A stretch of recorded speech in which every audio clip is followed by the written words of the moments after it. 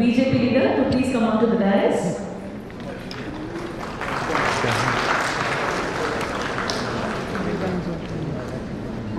भारत माता की जय जय तेलंगाना చాలా మంది మాట్లాడుతున్నారు ఏదో చేస్తామని దాన్ని నేను ఒకటి అడుగుతున్నాను మొట్టమొదటి ఫస్ట్ కరప్షన్ ఫ్రీ గవర్నమెంట్ ఉండాలి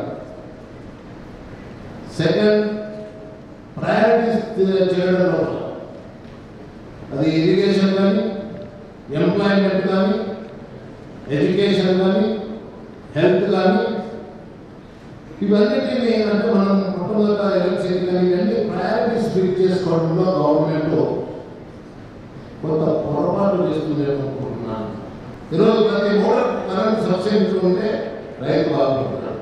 రైతు బాగుపడినప్పుడే తెలంగాణ బాగుపడుతుంది, దేశం బాగుపడుతుంది.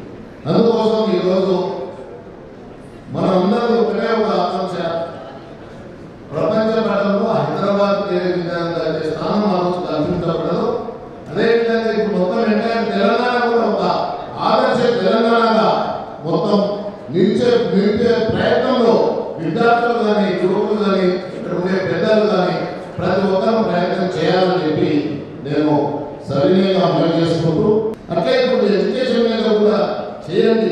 పుట్టిన కాలేజీలు ఇప్పుడు వాటి మీద పడి 125 కాలేజీలు మన క్యాన్సర్ ఉన్నాయి, ఇప్పుడు మొత్తం కాలేజీ క్యాన్సర్ అయినట్టు దాంట్లో ఇప్పుడు ఎట్లా రివైవ్ చేస్తున్నారు, రివైవ్ చేయాల్సిన అవసరం.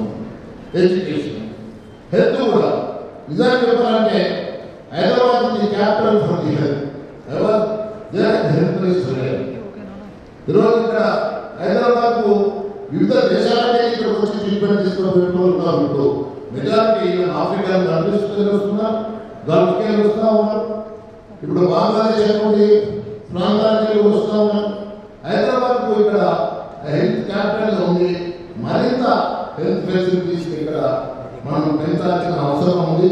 దానికి మనం రూపకల్పన చేసుకొని అప్పుడు హైదరాబాద్కు ఒక అంటే తెలంగాణకి ఒక ఇమేజ్ వస్తుంది. కానీ తెలంగాణలో నెగ్లెక్ట్ అయిన మాత్రం జిల్లాలు ఇలా మనం సర్ప్లస్ చేయాలని చెప్తున్నాం. అంటే హైదరాబాద్కి సర్ప్లస్ ఉంది కానీ జిల్లాలు కూడా సర్ప్లస్ లేవు.